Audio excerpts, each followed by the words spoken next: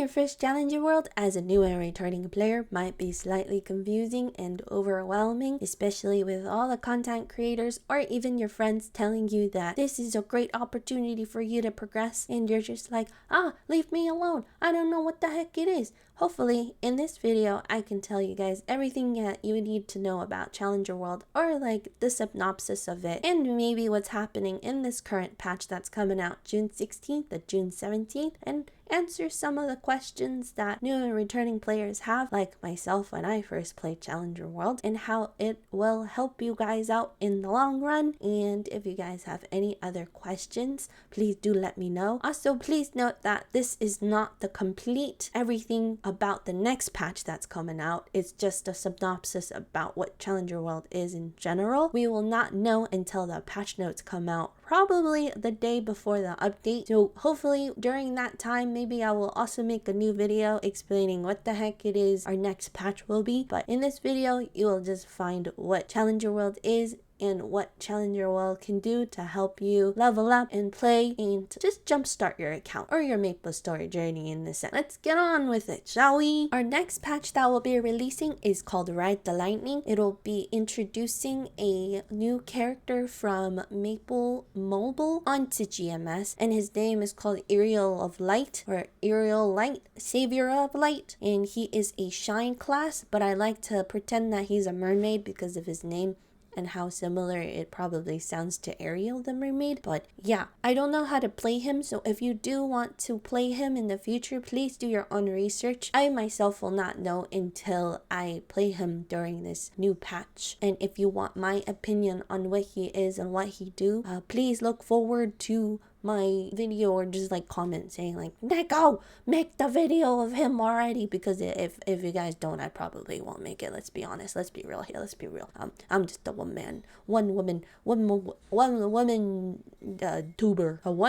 tuber that probably doesn't know what they're doing until I get bonked in the head or something. Anyways, let's go on to what Challenger World is instead of staying on this page, shall we? What is Challenger World? Challenger World essentially is this separate place that is underneath the current world that you're playing in, either heroic or interactive, and it's probably gonna be below either Hyperion or Bera, depending on which world you play in. And you have to be very careful when choosing which world you want to play in, because once you make that choice, either in the heroic world or the interactive world, you cannot hop onto the other one. For example, that just means that once you make a character in, let's say, interactive, you cannot change your mind and then make one in heroic. And I can show you what I mean by this menu here. Now that we're on the home page, I can show you what I mean by it. So like, it's not out, obviously not yet, but it'll lie right underneath either Hyperion or right underneath Bera, and you can click it and it'll just show like Challenger World, and you can click that and make it. It's a separate world that you do play in. So also be careful of which one you make, because if you pick it in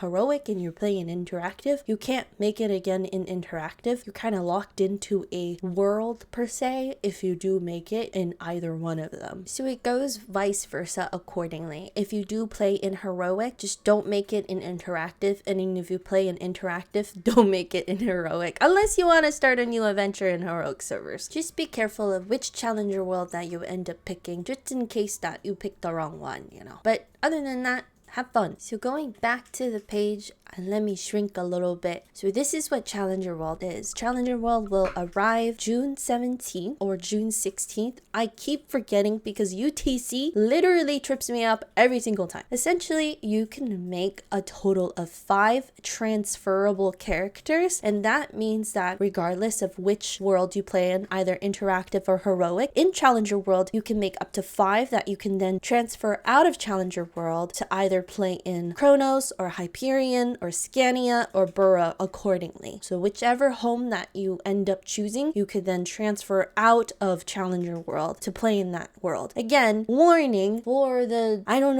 time, just be careful of which Challenger World you play in, because you cannot get out of that Challenger World once you start playing it. So if you are playing in interactive servers, stay and make it in interactive servers. If you are playing in heroic servers, stay and and play in heroic servers. For me, since I am playing on Kronos, I will be making it in heroic world, and I will then transfer my characters out of Challenger World back into Kronos, if that makes sense. When you join and enter Challenger World, you will be prompted to make either a character that is a Tera burning character or a Hyperburning Max character. I will first explain what Tera burning characters are since we're already on this page. So essentially what Tera burning character is while leveling, every level that you level, you can get 2 extra levels from level 10 all the way until level 200. And these characters are good for something called link skill characters. Link skill characters are characters genuinely that you don't want to play, but you need to buff up your main. So for example, out of the bat, I know that you need I think a demon avenger or a demon slayer, one of those, because at level 3 link, that character will give you an extra I think 20% boss damage for your main character. So you can make 3 of them and you could keep them in Challenger World as long as you want. What I like to do is I like to just make them and bench them for now until I'm doing bosses or a little bit harder bosses that will drop something called boxes, like equipment boxes, to then have them transferred over to my character in Kronos, if that makes sense. So that is what Tera burning characters are. And now I will explain what Hyperburning characters are. So if you actually see here, let me shrink a little bit,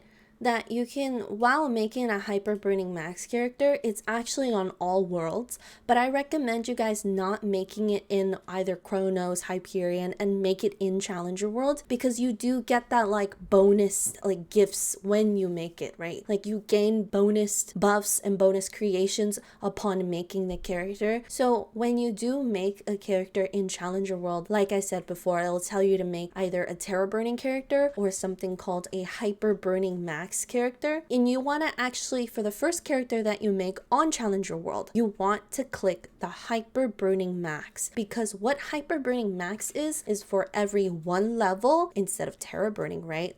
For Tera burning you only get 3 levels in total. For Hyperburning Max you get a total of 5 levels per level all the way until 260. So it goes in 5 level increments. So for example, you are level 200, so the next level will be 205, and then the next level will be 210, and so on and so forth, all the way until 260. And when you get to 260, you can apply something called Beyond Burning to that character in Challenger World to 270. What Beyond Burning does is it gives you 1 level, so essentially 2 levels, right? It gives you 2 levels every single time you level, so 1 plus 1, all the way until you get to 270. And with that, you also get a lot of little stamp cards and stuff for your future symbols and what you need while doing bosses in the future. Item Burning Plus is essentially something that you can claim on all worlds. However, you want to claim Item Burning Plus on the character that you Hyperburned Max and plan to Beyond Burn in Challenger World, so you can get super strong with it. Item Burning Plus is essentially, it'll give you a set of equipments that you have to level up by defeating or soloing bosses in the Item Burning UI. And with each boss that you beat up, so let's say the first boss is Zakum, you will then get your Item Burning items or equipments a little bit stronger to then allow you to defeat the next tiered boss. And what it essentially does is it helps you gather up and be stronger so you can collect boxes or permanent equipment boxes, such as something called arcane boxes or eternals that you can then use as permanent equipment, since the Item Burning equipment will eventually expire. The reason why a lot of friends and content creators encourage new and returning players to play Challenger World is specifically because of this Challenger World bonus UI that you will obtain when you play Challenger World in the Star tab. The box that you want to aim for is this emerald looking box right here, because inside this emerald box contains 20 Legion potions that will automatically level up your character to 200. So what that is it will help you boost your Legion as a new and returning player, either on Kronos, either on Hyperion, either on Scania, either on Bera, and it essentially jumpstarts your character so it has 4,000 Legion. Usually a lot of people want to aim for at least 8,000 or even 9,000 Legion to get the full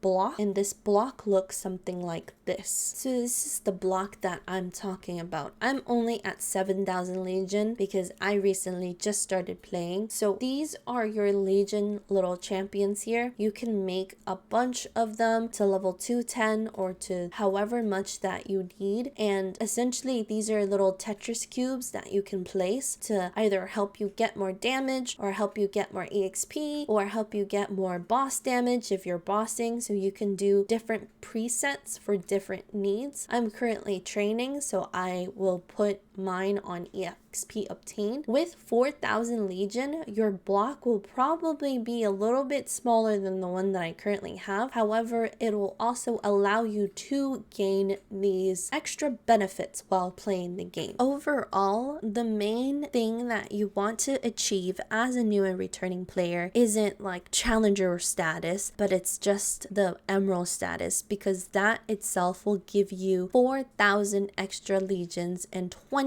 extra characters all the way to level 200 instantaneously on Kronos. And be sure to do them correctly. Unlike me, I accidentally wasted 3 potions because nobody taught me how to do it. When you get to emerald, and I will probably release it in a future video showing you guys what I mean, but as of currently, since we're not there yet, I'll just talk it out. When you get to emerald, you can claim this specific emerald box in the regular world, so a non-challenger world, and you can then put your 20 potions in your storage unit. And then when you make a character, let's say you make an angelic buster, I just a random character from my head. If you make a angelic buster, instead of training her to level 200, you could feed her one singular potion and she will automatically level up to level 200 instantaneously. And you can do that with 20 characters. So that's pretty huge, right? Well, that's basically what and why, the sole reason why you want to play Challenger World as a new and returning player. Challenger World also has something called the Challenger Pass, and what it essentially is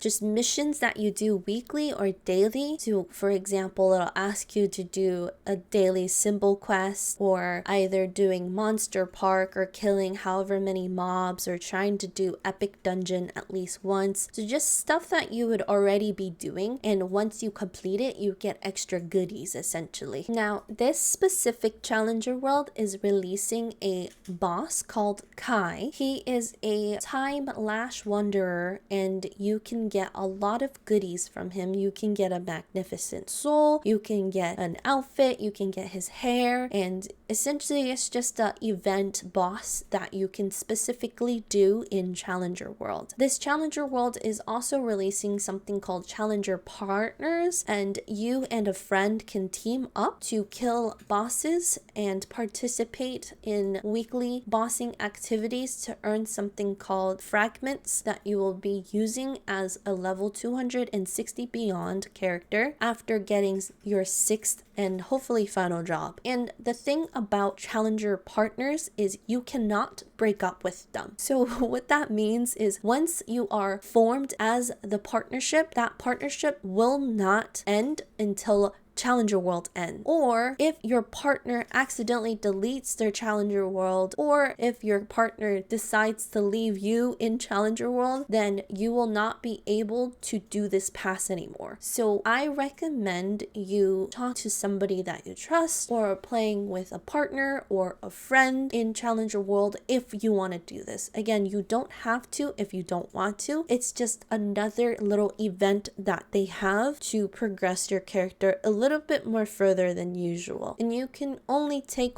one partner. So it's just kind of like a permanent marriage license. And if you're like stuck, you're stuck permanently. You cannot break up with them. It's not allowed. MapleStory won't allow it. Divorcing is not allowed in MapleStory. You just have to like suck it up and be partners with your partner for the end of your MapleStory journey. I'm kidding. It's just for Challenger World, but you get the gist. And yeah, that's honestly the gist of Challenger World. There's also things like Ariel of Light, Errol, Savior of Light, Shine class that will be coming out that you are able to burn in Challenger World, and he himself will come out with a little, I think, paid or maybe non-paid pass that you can essentially use if you do decide creating a Shine class. So that contains either Ariel or Sia Estella, and essentially he's just a new character that was transported from MapleStory Mobile onto GMS, I believe. And there's also some quality of life changes, and what that is essentially changes to Star Force and changes to weapon rental, equipment rental. And what equipment rental is, I think the most important thing is knowing what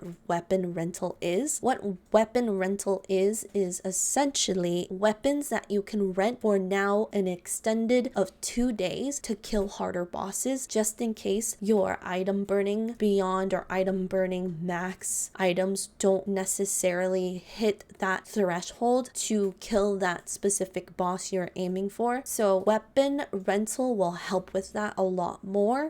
There's also a bunch of skill improvements, but you know, again, like we're just talking about Challenger World. So I think only weapon equipment rental is important, and essentially that is almost it. There's gonna be a lot of more goodies, obviously, because this is a huge patch for GMS, so do look forward to that. I also just wanted to add that you can also make a Kinesis to level 260 when the Kinesis remaster comes out, so that would actually be your 5th and final character in Challenger World that you can make to then transfer out of Challenger World and be super OP. Let's go! But regardless, I do hope that I've answered some of the common questions about what the heck a Challenger World is, and I hope you guys do end up deciding to play Challenger World if you do end up deciding to play MapleStory again. I think that as a new and returning player, things might be slightly more overwhelming and confusing. So I just hope that this clears it up. And if it doesn't, comment down below your questions and I will get to them as fast as possible. And if there's any other statements that I either said wrong or that any other players want to add, feel free to comment down below. We're just all helping each other out in this difficult universe, you know? So yeah, bye for now, I believe. Bing bong!